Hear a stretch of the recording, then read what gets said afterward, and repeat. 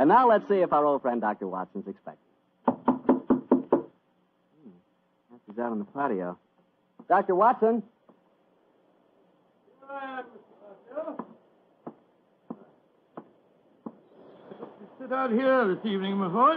Oh, swell idea, Doctor. It certainly is a beautiful night. It certainly is. Draw up a chair and make yourself comfortable. That's it. You care for some of my tobacco? I think I'll stick to a cigarette, thanks. Well, Doctor, all ready for tonight's adventure? Yes, Mr. Bartell, I'm all ready. And a strange story it was. A very strange story. How did it begin? Stormy December night in 1900 with the rain pelting against the Baker Street windows? Or perhaps with you and the great Sherlock Holmes rattling along in a cab beside the foggy waterfront chasing some desperate criminal? You make quite a good storyteller yourself, Mr. Bartell. No. The adventure I'm going to tell you took place many, many thousands of miles afield from our Baker Street headquarters. To be exact, in the Indian city of Parbutipur, about 200 miles north of Calcutta. It must have been a mighty important case that made you both travel that far. It certainly was, my boy, yes. It was in answer in the summer of 1894, I remember, that Holmes received an urgent summons from the Maharaja of Parbutipur. After 5 weeks at sea, we reached Calcutta, and a few days later found ourselves on the veranda of our hotel in Parbutipur. As we sat there talking to the Maharaja's brother, Rabat Singh, we could hear the faint throb of native drums and the haunting wail of an Indian lute coming from the bazaar.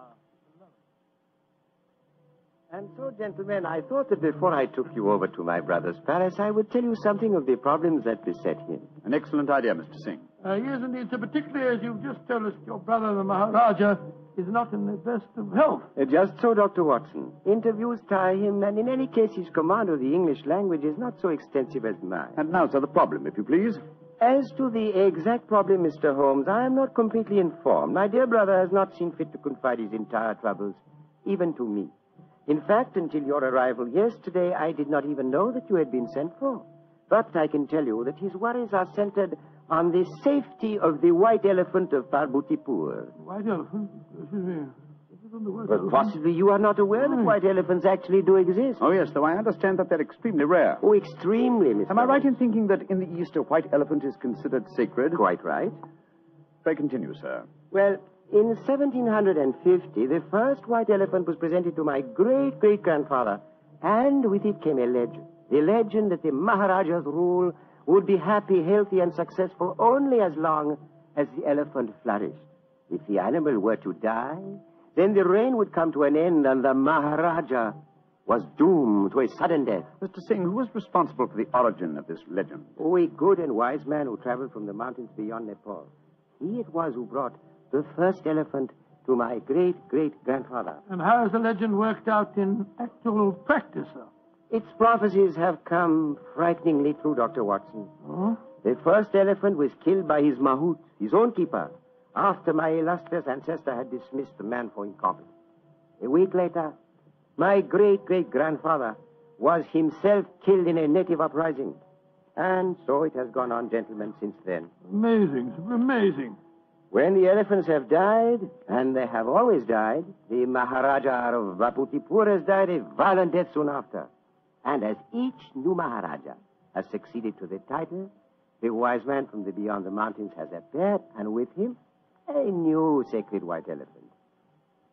He last appeared 4 years ago when my brother inherited the title. But it can't still be the same man, sir. Why not, Doctor? Well, I mean to say, that'd make him a couple of 100 years old. A trifle less, I fancy, Doctor. Really, my dear sir, it seems to me your story is the wrong way round. Men don't live to such an age, whereas elephants are noted for their length of life. That's true, Watson, but apparently not the sacred white ones of Parbutipur. Mr. Singh, in the event that your brother's death, who would become the Maharaja? I should, Mr. Holmes. Oh, I can see what you are thinking, sir. The next in line to succeed to the title would have an excellent motive for wishing the animal dead. Well, the logic is inescapable, but the thought had no personal implications, I assure you. Well, I'm very anxious to see this fabulous animal. The sacred white elephant is never seen except at the yearly festival that celebrates another anniversary of the Maharaja's rule. So the animal is only seen once a year, eh? Yes, Mr. Holmes. And when is the next anniversary, may I ask? In 2 weeks' time. No, our arrival seems to have coincided very nicely with the ceremony. Yes, Watson, a fact that I'm sure is not coincidental. Well, Mr. Singh, I'm very glad that you told us the legend of the sacred white elephant, and now I suggest that you take us to the palace. I'm most anxious to make the Maharaja's acquaintance.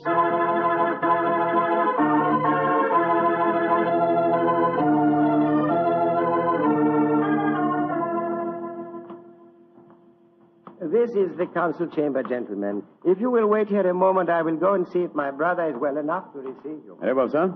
On my soul, Holmes, I'm not easily impressed, but this palace is absolutely staggering in its magnificence. Yes, it does rather take one's breath away, doesn't it? I think it does. This floor is of the finest marble, and unless I'm much mistaken, that magnificent rug is a genuine Baccara. Yes, by Jove, it is. I could swear that the staircase we mounted a moment ago had railings of solid gold. You did, old chap. It did? This is a country of paradoxes, Gracious me. where opulence beyond the dreams of Midas rubs shoulders with the direst poverty. And yet, looking at a palace like this, it's not hard to see why India is called the brightest jewel in the diadem of the British Empire. Good Lord, what's that? That is an elephant trumpeting. Oh, yes, of course. Do you suppose it's the sacred white one? Undoubtedly. You will recall the Maharaja's brother told us it's the only one at the palace. Cheers. It's an odd sound. Yes, a very comforting one. The animal seems to be in the best of health. Who waits in the Maharaja's council Good gracious room? me, you gave me a start. I didn't hear you come in. And my friend and I are waiting for an audience with His Highness. No one can hold audience with the Maharaja. Please to leave. Now, look here, my good fellow. Watson, I'm please. pleased to leave. Watson. What? We've traveled 12,000 miles to see the Maharaja, sir, at his request. In any case, his brother is with him now arranging an audience. I am Mada, the Maharaja's physician and chief counselor. And I tell you, you cannot hold audience today. And I tell you that I haven't the slightest intention of leaving the palace without seeing him. You defy authority of Mada? Saila! Azur? Saib loke lay jao. Now, I warn you that if I have any... Oh, I'm glad you're back, Mr. Singh. This fellow told us that we couldn't see your brother. And furthermore, he seems to labor under the misapprehension that he can have us thrown bodily out of the palace. Mother, you do not understand. These are the gentlemen my brother wishes to see. From England he has sent for them. It was against my counsel they were summoned. No good will come of this. Follow me, gentlemen. My brother, the Maharaja, will see you now. But please do not stay with him too long. He is far from well.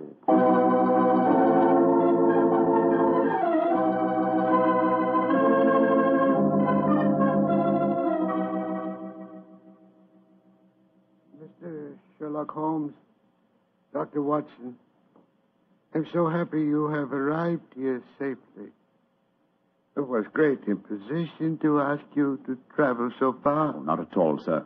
I only hope we can prove of material assistance to you. Ranji, Yes, Rabat?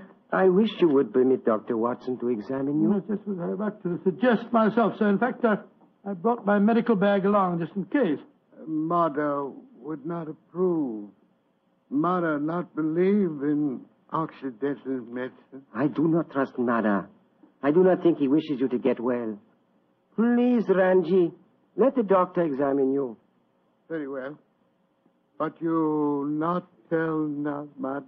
And now, what seems to be the trouble, Your Highness? My eyes, they torture me. Night and day, they torture me. Yes, I noticed they seem very inflamed. Now, let me take a look at them. Yes. Now, open them a little wider, please, sir. I throb, burn, night and day. Night, day, burn. The color is distinctly reddened. However, this isn't anything very, very serious, sir. What you're suffering from is a case of what we call conjunctivitis. What you do relieve pain, Doctor? Oh, some eye drops will give you relief in no time, sir. I have some here in my bag. Oh, thank you. Thank you. Perhaps medicine will help. Yes, I'm sure it will, sir. Here you are. Now, this small bottle and an eyedropper. This is an eyedropper. Just put a few drops in the corner of each eye, and I'm sure that you'll get some relief in no time at all. Thank you, Dr. Watson. You think there is nothing seriously wrong, Doctor? Mother gave it as his opinion that my brother's eyesight was in serious If you danger. pardon my saying so, I think it more likely that my medical knowledge exceeds his. I can assure you there's nothing seriously the matter with your brother's eyes. I'm happy you say so. Now you will please excuse me while I take medication and rest a little. We discuss my problems later. Quarters already prepared for you in palace. You do not mind, Mr. Holmes? Not at all, sir, though in the interim I should like to employ my time to the full by inspecting your sacred white elephant. No, that I cannot allow.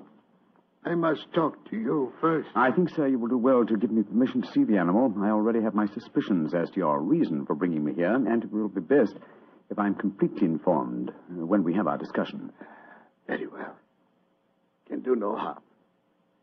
Here, take ring.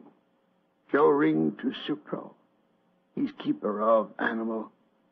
Sucro will let you into elephant house when he see ring. Thank you, sir. And please rest comfortably. I'm sure that your worries are nearly at an end. Come on, Watson.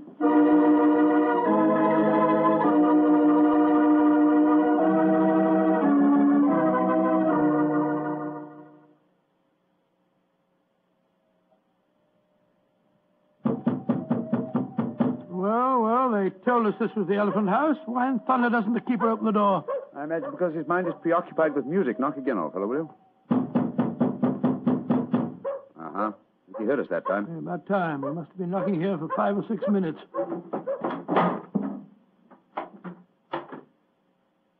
Salam, sir. Here, Monte. Parahati technico asti. Tum dekni ne secta. Sector. Maharaja side. Kumko asti mafikdio. Potato sab. Either out. Say, Holmes, the Maharaja's ring certainly seemed to do the trick. He didn't want to let us in until you showed it to him, did he? Good and faithful servant, our friend Sucro. Here, kutai. Here. Hati, parkir. Here. Kasamapik. Nejutai, sir. What's happened, Holmes? The white elephant has disappeared, Watson. Disappeared? That's ridiculous. Elephants don't just disappear. Dia kariga, sir. Maharaja side kibolo. Kali umkabolo. Potato, sir. Potato. Where's he going? I told him to go to the Maharaja and give him the news. But he was to tell it to no one else. But, Holmes, this is ridiculous. We heard the animal trumpeting here less than half an hour ago. How can an elephant be spirited away in that amount of time? That's what we have to find out, my dear fellow. I've often heard of the Indian rope trick. Now we have a first-hand opportunity of solving a new mystery, the problem of the disappearing elephant.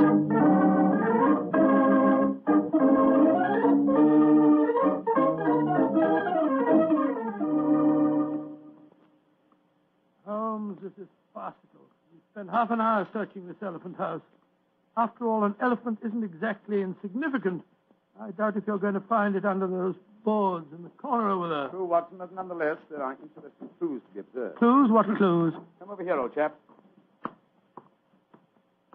Bloodstains. Great Scott, you're not suggesting that's elephant's blood?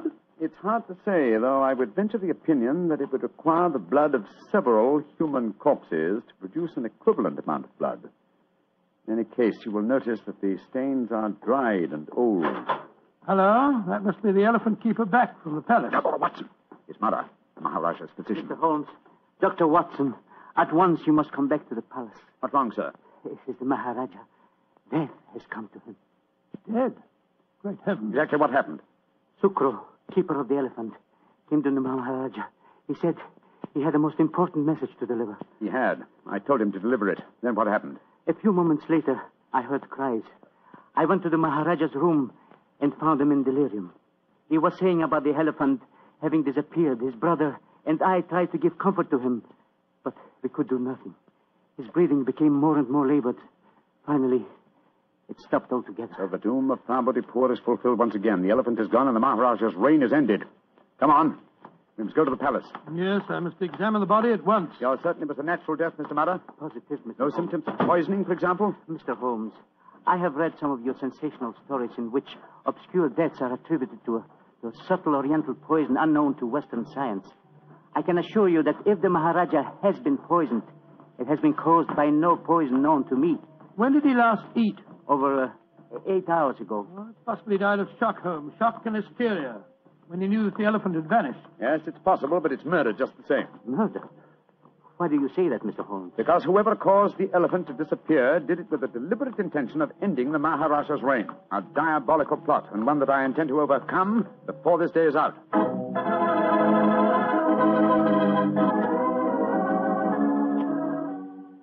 And now back to tonight's new Sherlock Holmes adventure, the case of the vanishing elephant.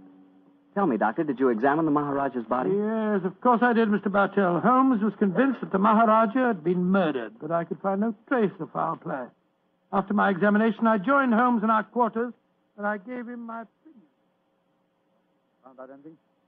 Looks like natural death to me, Holmes. No traces of poison? None that I could see. Of course, it's hard to be certain without an autopsy. Did you suggest one? Yes, but the new Maharaja won't hear of it. It's against their religion, apparently. Yes, I was afraid of that. Meantime, I've been conducting a cross-examination of some of the palace servants. Oh? What do you find out? Principally that all of them heard the elephant trumpeting this morning. Did any of them suggest how the animal might have been smuggled out to the palace grounds? They insisted that such a feat would be impossible without their knowledge. Well, what's our next move, Holmes? To interrogate the one person who I'm sure can give us the true story of the elephant's disappearance, its keeper. Remember, we haven't seen him since he took the message to the palace. I suggest we return to the elephant house and have a persuasive talk with him.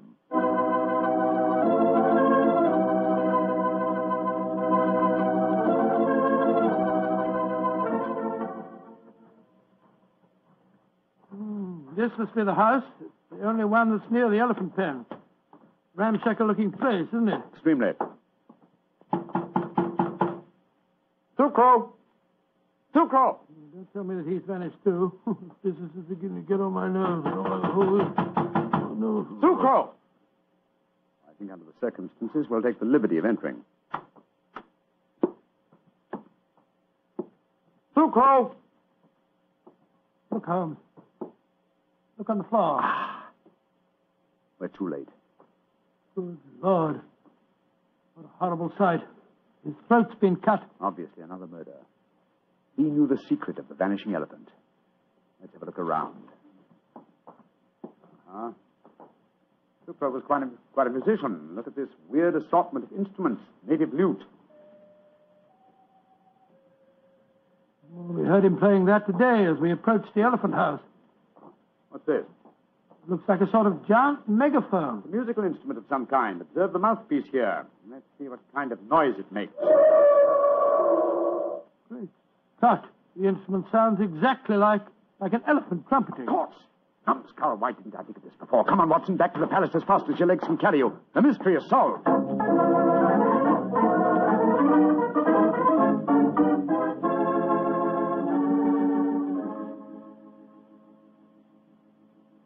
You say you have solved the problem of the missing elephant, Mr. Yes, Holmes? sir. And also the cause of your brother's death and Sucro's murder. Indeed.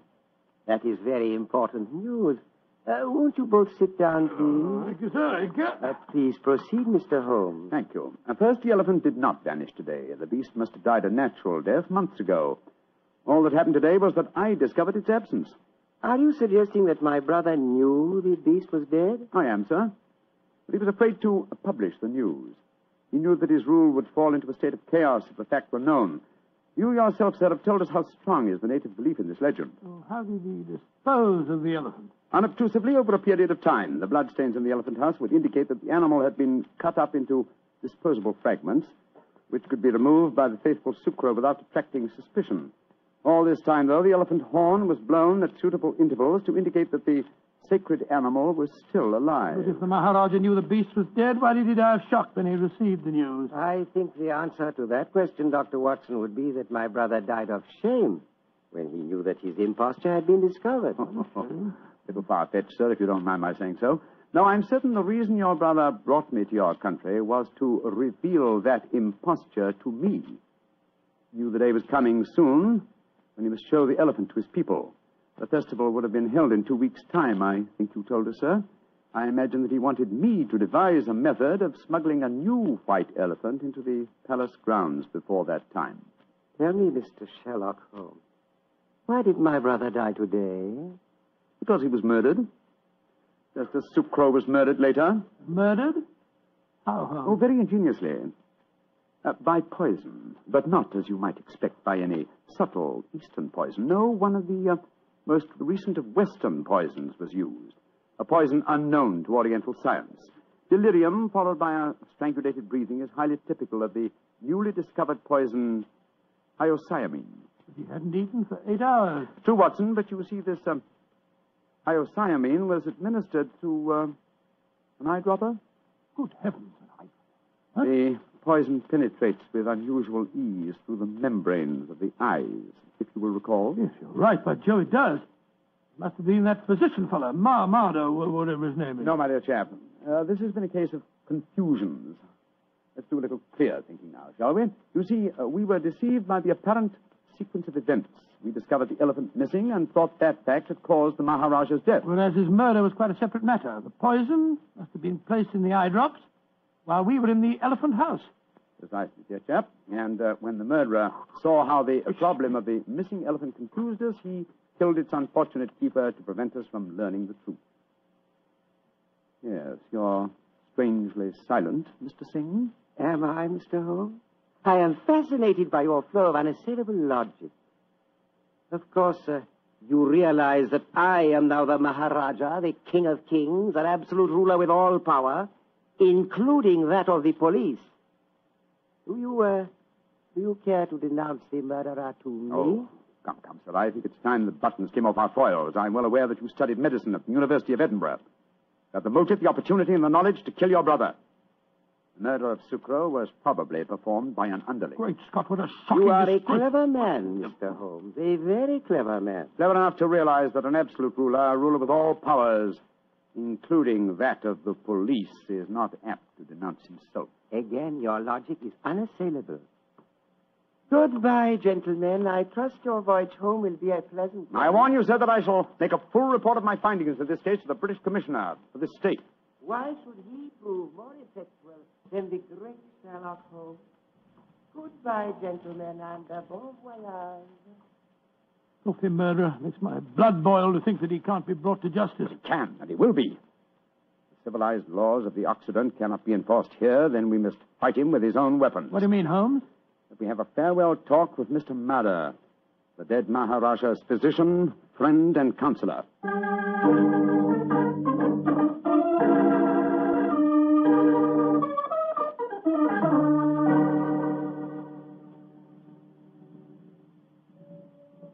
But this is a terrible story you have told me, Mr. Holmes. My beloved ruler murdered by his own brother, and yet he cannot be made to account for his crimes. He can be, sir, if you will help Mr. Holmes. Of course I will. What can I do? Try and obtain the eye drops before they're destroyed, will you? Have them analyzed by a Western scientist and forward the reports to me in London. I'll take the necessary action. I will try to do that, Mr. Holmes. But if I fail, there is one other way I can avenge my master's death. In a few weeks, the new Maharaja will be enthroned. I understand you, sir. The wise man from beyond the mountains of Nepal will bring a new white elephant. Perhaps an elephant that will not live very long. You understand me perfectly, Mr. Holmes. I can promise you that the elephant will die in a very short time. And with it, the new Maharaja, my master, shall be avenged.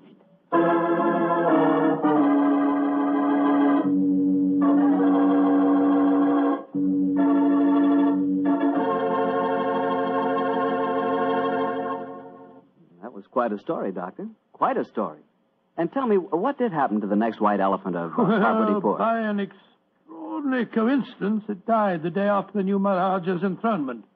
And that scoundrel was himself killed in an uprising that occurred just a few days later. You know something? I think I could be very happy as an Indian Maharaja. Oh, really? Mm-hmm. Beautiful palace, Yeah. beautiful women, beautiful jewels. And every year on my birthday, the natives would give me my weight in gold.